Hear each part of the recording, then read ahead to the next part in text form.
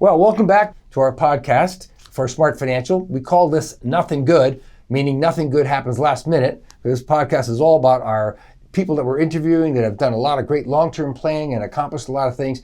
We're very happy today to have a special guest, Tony Divincenzo, is with us. Welcome, Tony. Thank you. We're going to talk a little bit about life and times of Tony, and we will go through some of the things in our Smart Financial Grandparenting and the Longevity book in just 1 minute. Tony, welcome to the podcast. It's good to be here. Before we talk about any of the things that you've done in your life, we got to hear the life story. So, first and foremost, remind me, where were your parents from? My parents were from Haverhill, Massachusetts. Okay. Wow, you didn't stray far, did you? No, didn't stray far. Now I didn't stray far. No. Although I have been in every state in the United States, including Hawaii. Wow. So tell me, did you spend your life growing up in the Haverhill, Lawrence area? Tell me about that. Yeah, I grew up, did high school there, did college in Salem, Massachusetts, and then moved to California and really began my career there. Who'd you work for? I started with General Electric. Oh, GE in California? General Electric. How old were you then?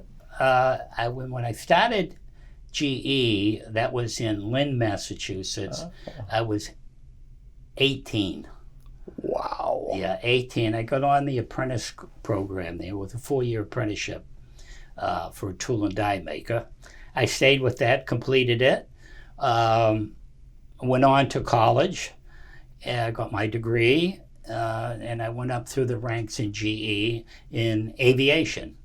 So were you always interested in aviation? Always. I used to fly airplanes when I was in high school and as a kid. Those little model airplanes. So your parents lived out their lives in the Haverhill area? Yes. Right? Because I know when we met many, many years ago, you were living in Groveland, I think. Yes, I came back to Groveland, okay, after a sabbatical around the country, actually. And then I finally came back and retired in Groveland. So let's talk about, I know you retired a few times. We're going to get back to your whole crazy career history. It's great. But tell me, so you loved working for GE because it was fundamentally, a jet engine company? Or what part of it did you like the most? I was with aviation. They called it SAE, Small Engine Division, okay? And I was there for 31 years. I worked in Lynn, Everett, Seattle, Washington, Ontario, California, Ohio, and Cincinnati. I even spent time over in Israel.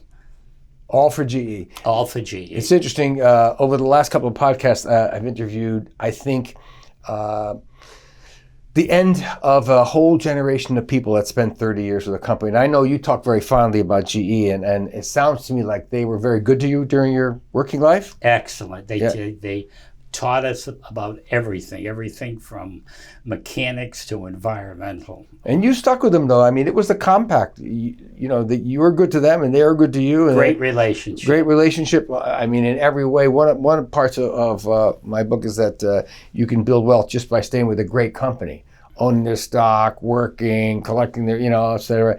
But those relationships don't exist so much today, No. Kids don't spend 31 years. No, right? They don't. Right. So tell me, so you're a young fellow, you moved out to California. Were you the kind of guy, like a fellow that we just interviewed, who's 92 years old, worked for a number of different companies that you're familiar with, and he dragged his wife and 3 little girls all over the country. He was not a very popular dad. Tell me, did you remain single while you were moving all around? Oh, no. Oh, no. God, okay. I took my wife, and my 2 girls had grown up and decided they were in college. Okay. And I took my son with me out to California. And believe it or not, he got drafted by the New York Mets, playing baseball. Yeah, he was quite a baseball player. Well, all right. He's played in the AAA league for a while, and they went on and did something else. It was a little bit too hectic. Well, that's interesting. So let's talk about your career path. I mean, you liked aircraft, and you went into that, and you basically, I think of you as an engineer at heart. Because you're kind of a technical guy and you're really good with numbers and all planning. Yeah, you have to be. I guess, right, to keep those things in the air. We won't go into the issues with, air traffic controllers right now. I'm sure you have a comments about it, but let's kind of like go through the rest of it. So you started with GE, but I know somewhere between GE and when we met over the years, you kind of became an independent consultant kind of fellow. So you went to GE for a number of years, and then you retired. You're one of our, what we call the Rio characters, which retire early and often because just sitting around, I know you're a great golfer, but you can't play golf 7 days a week every day from the time you're 60 years old, right? So let's talk about your career path. You worked for GE, and then, let's see, so at 31 years, you would still been a young guy. Oh, yeah. I was I retired there. I was 50 years old, actually. And I got an offer from outside of GE, and I thought it was time to move. The offer was very good. And I went to another company, UNC at that time, and they were overhauling jet engines. Okay, so it was just an extension of kind of what I was doing. I was making them, and now we were going to overhaul them. Were you moving again? Did you have to move? And I had to move again. We moved to New Jersey that time. Okay. That was another move. Was that one of your favorite states to live in? Oh, I love New Jersey. Southern New Jersey, the Garden State. Okay. It was beautiful. That was it. I had a facility there. Had about 600 people. What did you actually do for them? Actually, we actually overhauled jet engines mostly for private aircraft and corporations. For instance, we did, because this is years ago, Lee Iacocca's fleet. He had Chrysler. We did Jack Nicklaus's airplane. We did Fuzzy Zoeller, the golfers, and a variety of other people. We even did the Shah of Iran. Okay, that was the kind of business we were in. Because it was a repetitive, regular maintenance that had to happen. How often were these engines being rehabbed or maintained or serviced? Well, there's certain engineering requirements on a jet engine. They can have so many cycles. A cycle is a takeoff and a landing. Okay, they only have so many cycles, and depending on the aircraft, they could have 1,000 cycles, and then the engine has to come in and get overhauled. And if it doesn't, what happens? There's a likelihood of a failure, or they lose their ability to fly the aircraft, or well, the best way to describe it is to think about a coat hanger. If you keep twisting it and twisting it, eventually it'll break. Well, engines are very flexible. They're made out of metal, and engineering says you can only have so many of these cycles, and then you have to stop. So to answer your question, if you go beyond those cycles, then the chances of the engine failing, it's a catastrophe if it failed in flight. So they very restrict about the engineering requirements and the maintenance associated with it. Yeah, the airline industry is such an interesting industry because you hear so much about them having trouble making money, right? And yet, like my son lives in New York City, and he comes up and he says, geez, Dad, I can fly from New York City to the local airport for less than I can pay for gas. I don't understand the math of the airline industry. I never have, right? Yeah. But, the amount of time and energy that goes into, like, keeping people alive, like, is, like, super important. So you went from working with GE to going into working for this second company in the rehab of engines for private aviation, not mostly private. Yeah, mostly private. Okay, so and you did that for a while, right? Yeah, I did that. And then I've met your parts of your family and all that stuff. So when did you sort of become a grandfather? What year was that? Oh God, I think that was. I'll tell you exactly when that was. That was in 1984. And first grandson. You first got right. So sort of right in the middle of your work career, one of my questions about this, and I've interviewed a lot of people that are in what we consider the superstar grandparent category. You're in that because I know you were very involved in the, lives of your kids and your grandkids and all stuff. So 1984 is when you were working for the second company, and you worked for them until like 1989, right? Right. So were you one of the people who basically slowed down their career to go to the kids' ball games or to be involved with them, or were you sort of like the supervisory type of grandparent that checked in once in a while on how they were doing? I mean, were you there for all these like kid activities? Well, logistically, it was impossible for me to go to a lot of the ball games because I didn't live in the state. My daughters lived in Massachusetts, so that's where most of the activity took place with the kids. But we managed to get them out there for trips, whether it was California or Seattle, Washington, or New Jersey, wherever it was. They'd come out for trips. And periodically, because I was in aviation, I would get home quite a bit, and we would get to see some of the games and certainly see the grandkids. Well, it's interesting because, Tony, my brother's just called me last night. He's flying back from Ventura, California, and he got his first grandchild living 3,000 miles away. So all he said to me last night was that she just turned 1, right? Little Rosie, named after my mother, right? And my brother said, I am going to be a million-miler, right? If this kid keeps having babies in California. Anyway, sure. Yeah. So that was a little bit of your life. I mean, yes. You were sort of a long-distance grandparent just because of jobs, occupation, and the geography issue. Exactly. Right. Okay. Exactly. But you managed to pull it off. I know you were very involved. They very much involved, yeah. From a distance, obviously. So a lot of it was from a distance. But I would talk to them quite a bit. I think at older, we spoke, and we still do. There's a theme that in our grandparent book that I'm going to ask you about, because I know your situation, and we've worked together over the years, and some of these things kind of drift down through generations, and you're a super planner. And when I say that, I mean, one of the reasons that we're here talking is you devoted a lot of time, energy, money, whatever, to kind of setting things up in your world so that it's going to be okay for the kids, maybe better than okay for them, That's and correct. it doesn't happen by accident. No. And is that something you inherited from your folks? Actually, no, I didn't inherit it from my folks, okay?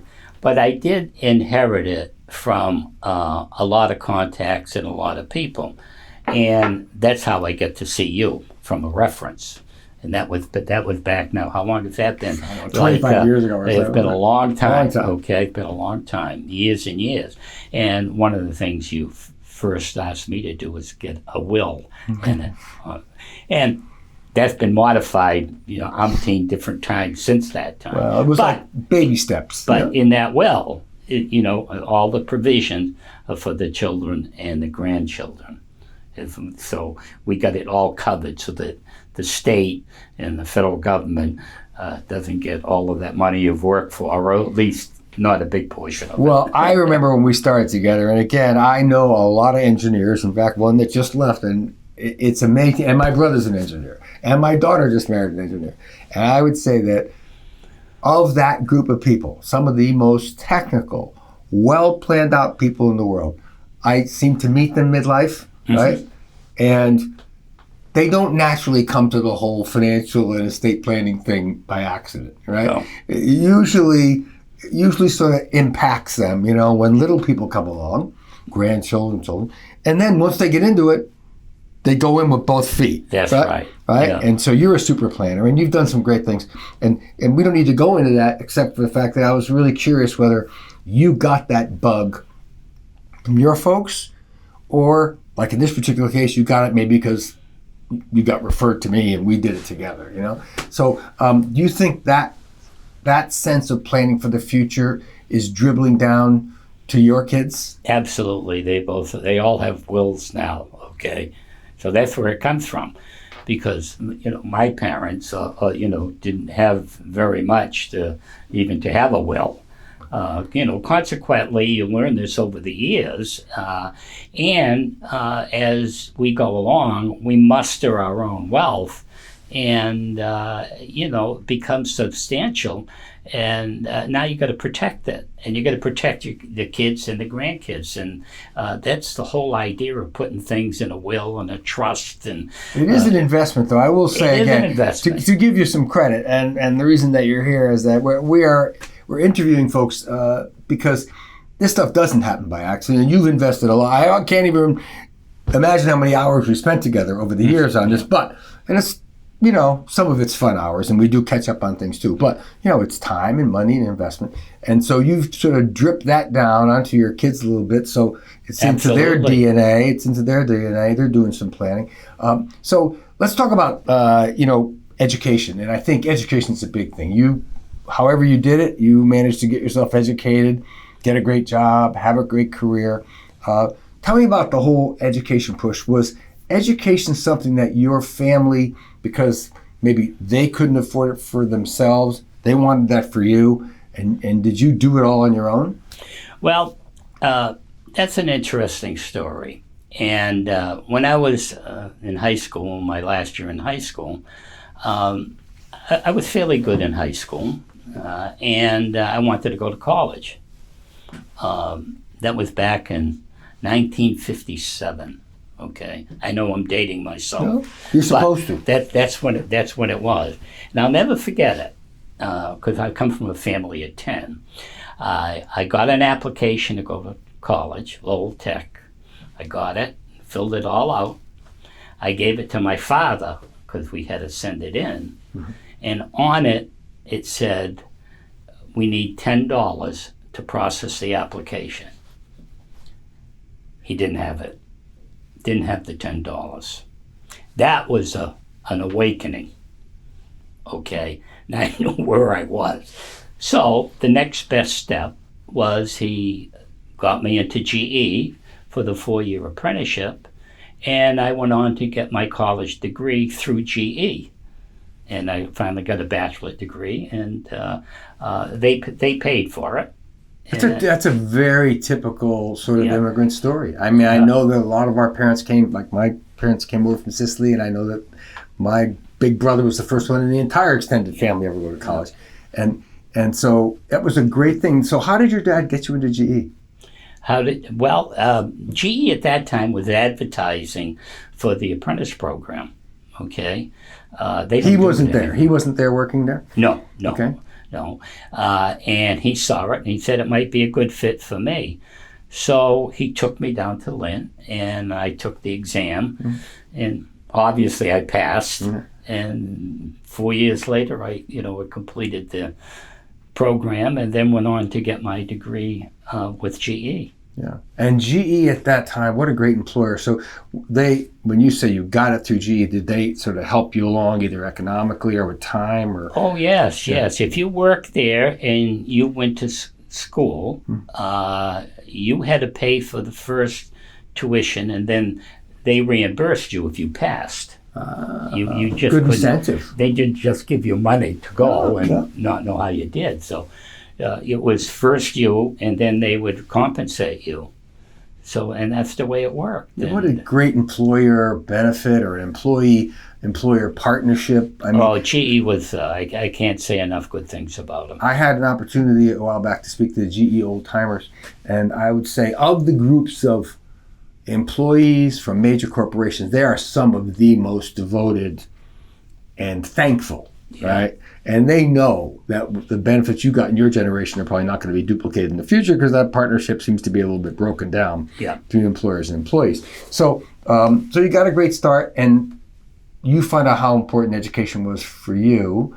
And did you translate that to your kids and get them, sort of promoted toward education early? Absolutely. All 3 of my kids to go to college.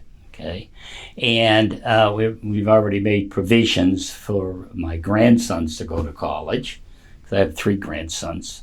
One of them's already complete. 2 of them are completed, actually. Okay, and the youngest one, which is Anthony. Yeah. Okay, his money is all put aside to go to college too. What's interesting is I listened to Warren Buffett this week, and you probably did too. It's the last time we'll probably hear from him publicly like that, because he's announced his retirement and he's, turning the reins of Berkshire Hathaway over to somebody else. But one of his most famous quotes when people ask him about investing, right? Warren Buffett's quote is, "Invest in yourself," because the best money you could spend is on your own education.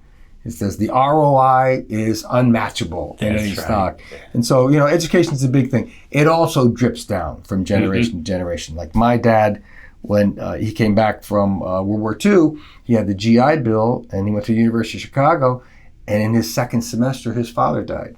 And he had to come back and support his mother and his sisters. Wow, sure. And that's how it was in that generation. There was no finishing college. He had to come back and basically do what a lot of Sicilian and Italian kids did, and run a fruit stand and, carry tomatoes and pay for his mother's, living expenses. And that's how it went. Yeah. But he was absolutely focused on education for my brother and I. And it also made it down to the grandchildren. So education's a huge thing for grandkids. It absolutely is. Tell me the other thing about real estate. I know you've always been invested in real estate. You've owned a few different things. Real estate is a super big part of people doing family formation, getting married, buying a house, raising kids. All right. Did you sort of promote your own kids getting a home, buying a condo, buying real estate early? Tell me about that. Oh, yeah, absolutely. My, both my daughters, they own their own homes now. But to get them started, sometimes they needed a little extra cash, closing costs, sometimes a down payment. Sometimes once I even bought the house under my name, and then they bought it back later on in the years as they, got better established. But they're very much into real estate. And well, it's like next to the Warren Buffett crack about education, the number one asset building device in America is real estate. And for a lot of parents who don't take it too seriously, getting the kids started in any way, I know my father rolled off $4,900 in $100 bills. Of course, he was an old Italian guy. He always had a roll of hundreds. Because he used to say to me, dummies pay rent. That's right. Smart people collect rent. Well, you think about it a little bit, even today, you get just a mediocre apartment is $2,100 a month. Yeah. Well, my God, why not make a house payment? It's a cash flow thing, actually. Yeah, when people invest in their home, you know what we call that? A residency dividend. Because if you're living in your investment, yeah, and you don't have to pay rent somewhere, absolutely, that's like the biggest dividend in history. It's the residency dividend. And I think you've done a lot of great things. I'm sort of hinting a little bit because I know some of these things, but it's great to hear you talk about your reasoning too.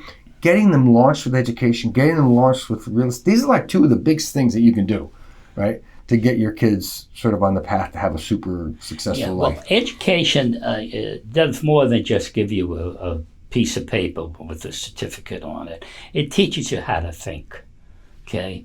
And you get to realize how much you really don't know. So you have a tendency to listen more, okay? So education has a lot of benefits to it other than just the piece of paper and the degree. It is a great social experiment too. Yes. People that you meet. I know I went to Northeastern University here in Boston. A lot of my roommates were engineers. They all ended up at Raytheon Corporation. They had the greatest work co-op program for these kids. By the time they graduated, they had a full-time job. And I met people from India, from Spain, from China, all over the world. Because everybody wanted to come to the United States to become great engineers and get into American companies. But I also learned to eat a lot of different food, because if you have a lot of buddies that have different diets than you do, it wasn't all, eggplant parm that I was eating at home, but it was a cultural experience. It's very important. And I know you've had a very diverse career. You probably met a lot of very successful people and learned a lot from them. Yeah, one of the things that I did was in one of the companies is to get the staff that I had that didn't have master's degrees. We paid for them to go to school. Oh, very GE-like. And to get master's degrees. And they did. We had several people do it. And what you wind up with is a couple of things. You wind up with an individual who's much more educated and wiser. And you also end up with somebody that's loyal because you paid for their education. And it works. It works. Well, it's a two-way street. I think it's great. I mean, the American commitment to workers and employees long term is a little frayed, you know? I mean, things like that, like they're pretty rare today. I mean, just actually getting benefits is getting more rare, you know? I mean, I think GE is one of the last of the Fortune 1000 companies to still have a pension plan, you know? Yeah. Like, I mean, a pension plan, a lot of people like don't think of it when they're job shopping, but a pension plan is essentially free money rewarding you for staying there 10, 20, or 30 years, you know, right? Yes. And it's not money that comes out of your pocket, it's money that comes out of the employer's pocket that pays you for the rest of your life. So and it's disappearing. There's only 35% of the Fortune 1000 companies still have pension plans, right? And that's interesting. And it's going down every day, actually. Yeah. It's going down as a function of just people cost cutting, you know? Yeah, I'm not sure I quite understand why they give up on their pension plan. It's got to be a monetary benefit of sorts. It's 100% monetary. I actually just had a speaking engagement for some of the retirees of Verizon whose pension plan has just been turned over to a big insurance company, and they're ending, you know, the pension plan. And I do think that it's a very old world term, you know? Yeah. Come to work for us. Just do your job, do 20 years, 25 years, and then, you know, we used to joke about the gold watch, but it's not just a gold watch, Sure. It's a check every month, you know, I mean, you get pensioned off. And that was completely eliminated around 1974 when they passed this ERISA Act and they invented the 401k plan. And employers saw the opportunity to say, well, we're not going to pay, we're going to let the employees take it out of their pay and do savings. And it was kind of subtle, but very, very effective way to transfer the cost of retirement from the corporation to the individual, right? And it's a big part of like American society today. But when young kids are job shopping, we tell them, if you can get into a corporation that's got benefits like GE or Hewlett Packard or, you know, some of the big corporations, 35% still have these pension plans. Yeah. Right?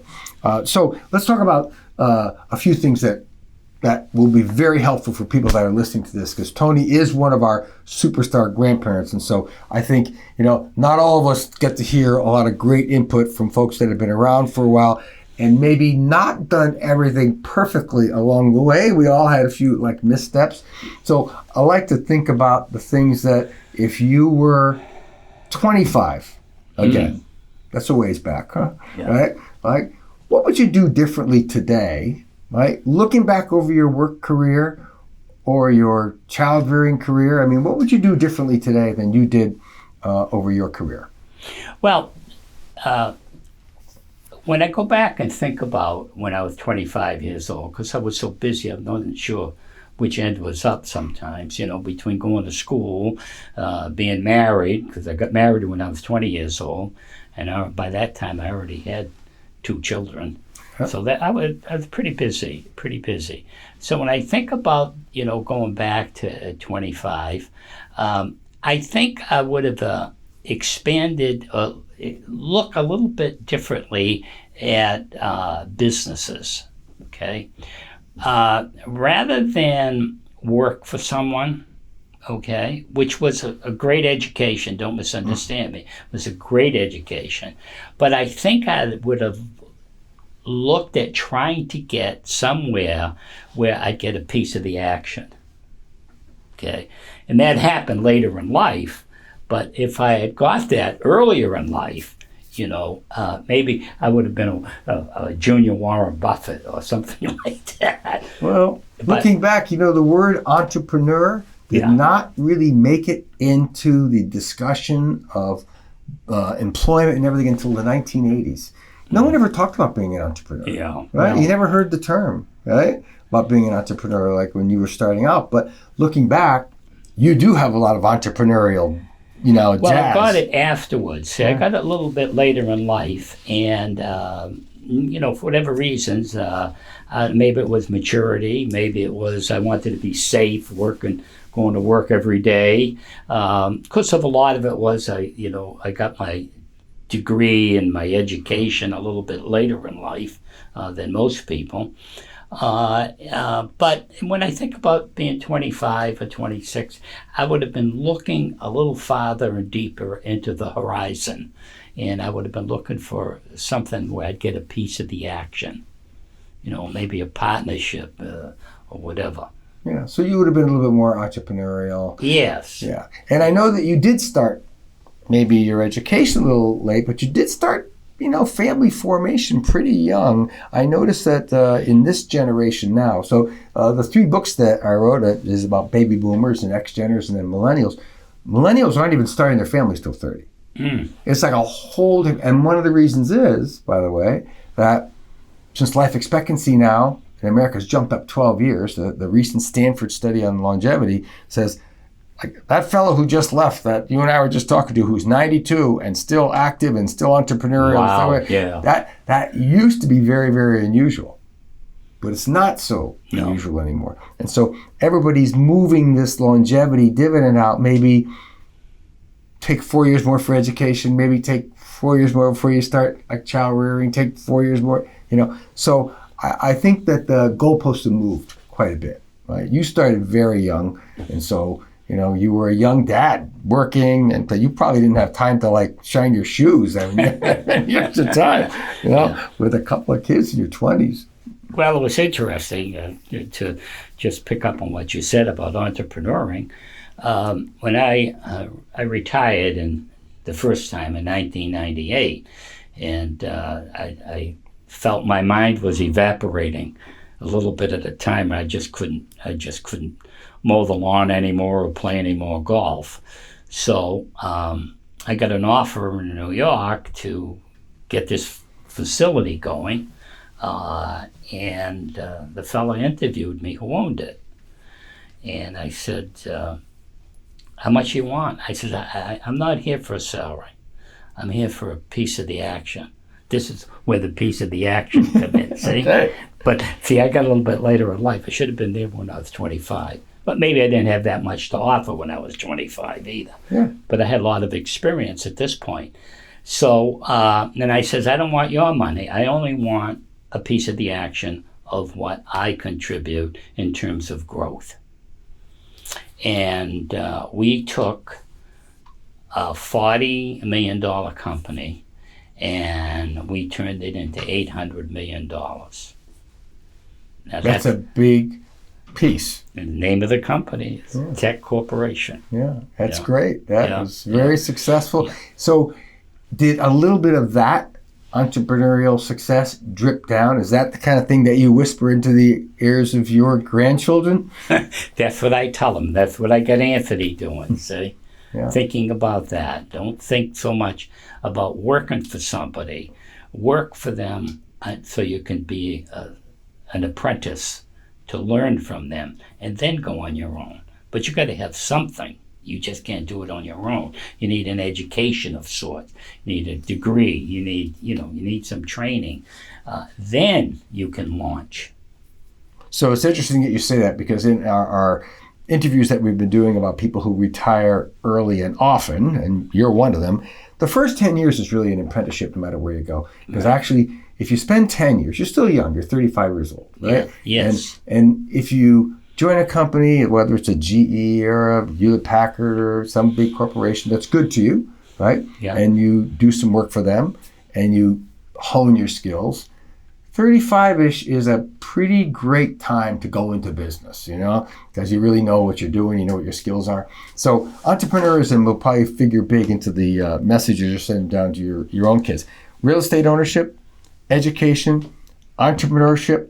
What else would you say to the 25-year-old Tony if you had a chance to get him in the room? That's a tough one, but sometimes at that age, you really don't know who you are. Okay, and that comes a little bit later in life. And once you figure out who you are, you can be very successful at it, but don't try to be somebody you're not. It's funny, I got a phone call from somebody on Sunday that I've known a really long time.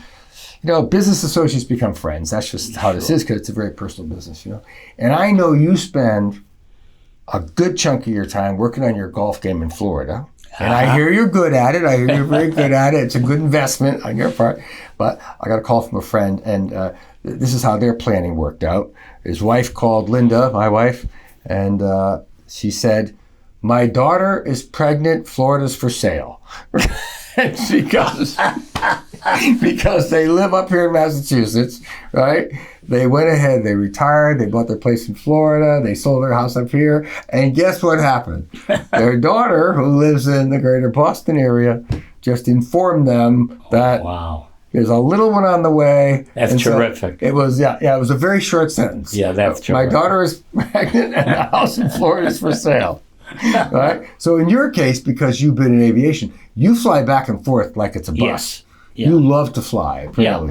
The flying is second nature. Yeah. So the geographic split, so you live in New Hampshire now, and you live in Florida, and so geographically, where are your kids located? Are they all in your flight path here? Actually, they're not too far from where they were born, okay? They're not too far. They all live within about a 5-mile radius, believe it or not. Well, that's really fortunate. That's a geographic lucky thing. I will tell you, we seem to have a lot of cross-border, especially with my Canadian family, cross-border travel.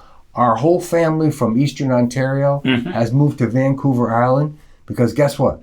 That's where all the grandkids are. That's where all the young kids have established their lives. So the parents, 4 of them, sold their homes and just said, this is craziness. And they all moved out west. So the future, let's just talk about, I know you're sort of on your second retirement now, but you're still sort of doing things that are keeping you interesting. What does retirement look like to you? What does it really mean, this new age of retirement? You're going to be around a long time. Is it? Well, you have to do something, okay? I was on the board of directors for about 20 years, on a couple of boards actually. And because if getting up at 5 a.m. and running to the airport, I don't want to do that anymore, okay? I don't mind working, but I don't want to do that 5 days a week, and that's what you used to do. It was 24/7, okay? That's what the demands that were placed upon you. But being as a director, okay, it's a lot different. You go to meetings maybe once a month, once every 2 months, and then you can impart those things that you've learned over the millennium of years, okay, to the people there. Nice thing about being a director is you can't do anything wrong. Because if it doesn't come out right, it's because they didn't do it right. So, but anyway, I'm being a little facetious, but it's really interesting being a director. Keeps your mind active, keeps you current with economics, keeps you current with the marketplace. Well, it's interesting, and one of the reasons that you're here, and you might not remember this, but I want to tell you one of the reasons that we invited you to come in, because I stole a quote from you that I have used so many times, hundreds of times. If I paid you royalties on it, I'd be broke. But I stole a quote from you years ago when we met, and I think it was after your first full retirement and you were in your second gig. You said, if you retire, you better have something to do. That's right. And I will tell you, I have not only said it, I'm hearing it back. It's like it's bouncing back on me from a lot of folks. I'm on my third act now myself. I sold a large portion of the investment firm that I had. Lynn and I are still involved a bit, but gave me a chance to do some writing and do some stuff. So what's your advice to other retirees?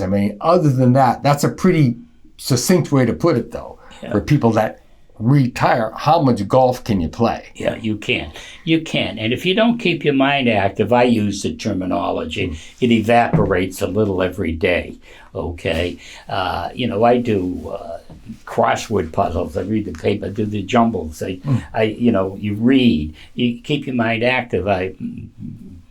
I'm a director on the Homeowners Association in Florida, where I live during the winter months. That keeps me very active, okay? You get in touch with all sorts of walks of life down there, believe me. So it's a test of your, personal skills. It's a test of your social skills. It's a test of what you know and how you respond to everything. It's really quite interesting. Well, you were right, not only right, but in In my book on longevity, you'll notice, if you ever get a chance to read it one day, that there are some expressions in there that I got from you and from many of the other people that we've sort of worked with over the last 50 years. Stanford, by the way, agrees with you. Because in the Stanford study on longevity, right, for those people that live the longest and have the best lives, they are the ones that continue to do something productive long-term, way after age 60 or 65 or whatever you want to call the retirement thing.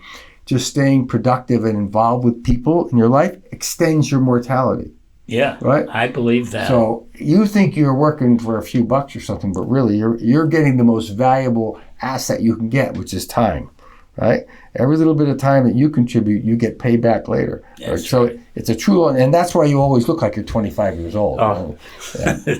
Sometimes I don't quite feel like that. Well, you know, I mean, certain parts of the body are like your engines. You know, you can bend them so much, and then maybe they need a little bit of rehab. Yeah. You know, knees and hips. So we talked a little bit about education. We talked about your great career path. Do you think that in the future going forward, let's talk about other people for a second, right? So folks that go into your field, whether it's aircraft or FAA or aviation. I heard you talking to one of our folks as they were leaving today. It sounds like there's tremendous changes going on in that industry, right? So do you have an opinion? Are we really losing that business to other countries? I heard you talking about Airbus as opposed to Boeing. That's kind of a sad story, actually, when you think about it. Yeah. Well, in any industry, okay, the whole mindset comes from the top down. It comes from the top down because if the guy at the top isn't quality minded or personnel minded or whatever, it permeates the entire organization. And it's my opinion that one of Boeing's problems is the fact that they just got a little bit slipshod on the quality, okay? And when I say quality, I don't mean they put something in the plane that didn't fit, okay? Quality starts with engineering. It starts with, a whole mindset, okay? How you're going to make this. Do you have the right material? Is it thick enough? Are you trying to save money and make it a little thinner? And maybe the coat hanger won't break or will break or whatever. So it comes from the top down. And I know the Senate interviewed the Boeing, Calhoun, I think it was.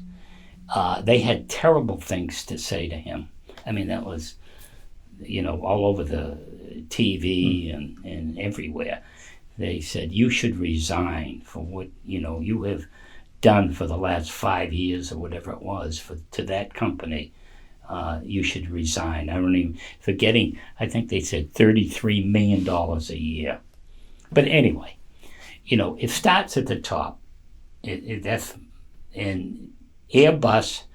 I think, like I said last year, I think they built and shipped about 700 airplanes, total airplanes. Yeah. Boeing only delivered about 380. That's terrible. That's terrible. Because Boeing was delivering at one time 500. That was when I was quite active working. And Airbus wasn't even close to them. Now they've shot past them.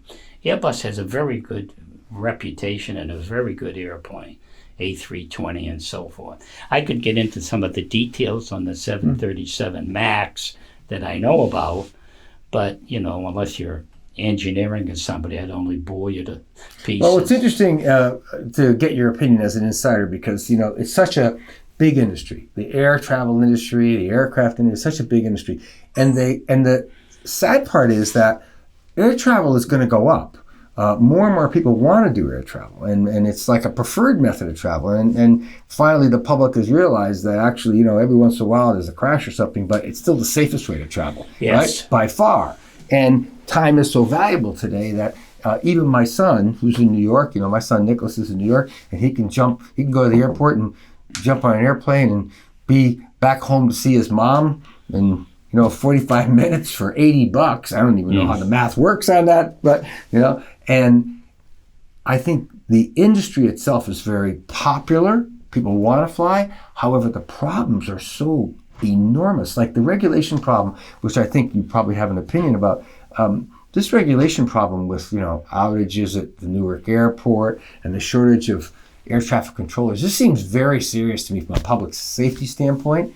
Do you think that can just be solved by hiring and training and putting the money into having more humans, or do you think that's all going to be solved by AI? Well, that is, you always got to train and hire people and have backups, okay? Being an air traffic controller is very, very intense and very busy. When you've got 100 planes around the airport and you're looking at them on the screen, you can't make any mistakes, okay? And neither can the pilots up there either, okay? But I think the real answer to that is the system, okay? You mean the technology? Yeah, the technology is really the answer, okay? Because the technology can react instantly. Whereas a controller, is looking at two airplanes and he's thinking about it. And the AI reacts immediately. Yeah. This looks to me like an industry where humans are replaced by technology for a good reason. Yes. For a lot of, but of course it costs money. And I know whenever you talk about anything with government regulation, always the dollars come out, Yeah. But at one time, Linda and I ran an employee benefits company, and one of our contracts, Linda used to go to actually the Logan Airport, and she would interview air traffic controllers about their benefits and putting them, and she will tell you with firsthand experience, they are some of the most stressed out. It is very stressful. Early retirement, heart, agita, ulcers, but all these different things. It's a very intense job. However, when you see it, it's very much like a video game.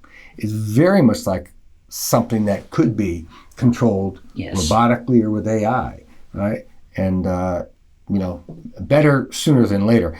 So let me just... When you think about it, the technology today with airplanes, okay, and if you ever come in for a landing and it's foggy and you can't see anything and you're looking out the window, then all of a sudden the wheels touch down on the runway. Now, how did they do that? Okay, they did it through the computer. The computer flies the airplane to the runway. So the technology is there. So you got to ask yourself the question, my God, how do planes run into each other with that kind of technology? Well, because it's not AI.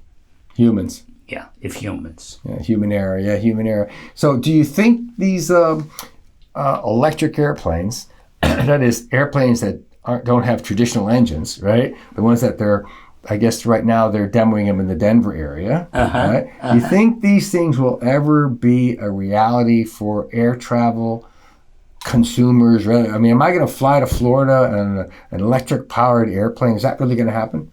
Well, I don't think it's going to happen in our lifetime, okay? Well, that's, I guess, all I should care about. Yeah, I don't think it's going to happen in our lifetime. Technology, continues to surprise us, each year. Medical, aviation, it's just a surprise every year. So I could not say no, but I don't see anything on the near horizon that is going to tell you you're going to get a battery-operated plane that'll take you from Boston to L.A. or vice versa. I don't see that right now. Well, you told me something very interesting, and I think what I'm doing right now is I'm dredging out insider information for everybody that's listening to this. But I saw you do a back-of-the-napkin explanation to me one time of how efficient aircraft have become just in the last 10 years, the difference in the amount of gallons per hour they burn to get to California. Yes. I mean, it is remarkable how great a job they've done. Is that you folks in the engine business? Engineering has done that through several things, okay? The technology to make the equipment much finer, much better tuned. In other words, the tolerances, Okay, the tolerances are so tight. And in a jet engine, the key is how tight you can make the engine so that there's no slippage in the exhaust. So I know, you think about slippage sounds like waste to me. Exactly. It is waste. And so, and that means how hot you can make it also. So it's exhausted, how hot you can make it, and it depends on how the materials are. If the material is hot enough to take that, then you get more efficiency out of it. So the hotter it is, the more efficiency. But if you don't have the material to stand the heat, it isn't going to work. You also told me, I think at one time, that the actual fuselage of these airplanes is like half the weight that it used to be. Oh, God, yeah. Because of what they're made out of. Oh, God, yeah. Boeing is making fuselages in one piece. And they're making them out of carbon. They actually wrap it around a mandrel, and then they pull the mandrel out, and there's a fuselage. And it doesn't expand, and it doesn't, doesn't wear. It's amazing. It's amazing what they do today. Well, in every kind of vehicle. And it weighs less. Yeah, every kind of vehicle. It's a weight to power ratio thing, right? Every generally, right? Yes. And so lighter aircraft. More efficient engine. More streamlined, too, so it goes through the air. You look on the airplanes, you ever see those little winglets on the end? Yeah. Okay? That's so the plane doesn't wobble. Because every time it wobbles, it loses efficiency going through the air. So the average commercial jet goes, 500 miles an hour through the air. That's pretty fast. So if you get a little wobble in it, the engines are going to push a little harder, and they use more fuel. I mean, it doesn't sound like much, but over a 4 or 5 hour period, it adds up. Yeah, I think you actually showed me the numbers one time of how much fuel they used to go. And again, it was like a 6-hour flight to Los Angeles or something, the example that you gave. But it's like 25% of the fuel that they used to use, right? It's ridiculous. Yeah. And so, that future seems pretty bright. I mean, if they can just reduce the amount of fuel, right, which of course reduces the amount of emissions, which makes everybody else happy. Correct. Right? Correct. And if they're using less fuel, I guess it's going to translate into less cost for the travelers. Less cost. Well, so, these all sound like winning opportunities for the... Less cost for the travelers, because the engines are more efficient, they're more powerful, and they can carry more people. Ah, okay. So more payload. So it's more payload. So, it's interesting. One last thing. I went to Tucson, Arizona, to Davis-Monthan Air Force Base on a tour one time, and that's where they have oceans and oceans of out-of-service airplanes. Yes. Right? Yes. What are we going to do with all this junk? Because if in fact all the things that you're saying is true, Tony, it's like, I know you like fine cars and you always have a great car. It's like, why would you even rehab a 25-year-old aircraft if it's too heavy, too inefficient, too unsafe? Why aren't we just and they're parking sitting there in the desert heat, Well, a lot of those airplanes will go to second and third world countries. They'll refurbish them and send them down there. And it doesn't mean they're not safe. It just means that they're probably not as efficient. Okay. And their requirements there may be a little less stringent than they are. No, the FAA doesn't approve everybody flying into the United States. I don't think they've approved Chinese aircraft yet. Oh. I don't believe so. I could be wrong, but the FAA has to approve those airplanes. I know that when Linda and I have flown in different countries, we've flown on China Air, and I think we flew on a bunch of different aircraft. We were in Africa.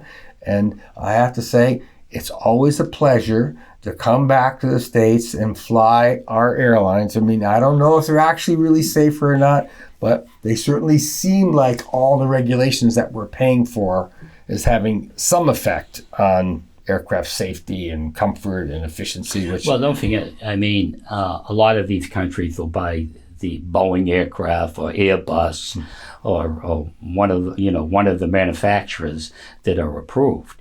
When I talk about, I mean, a plane that's actually made in China, I don't think they're approved yet.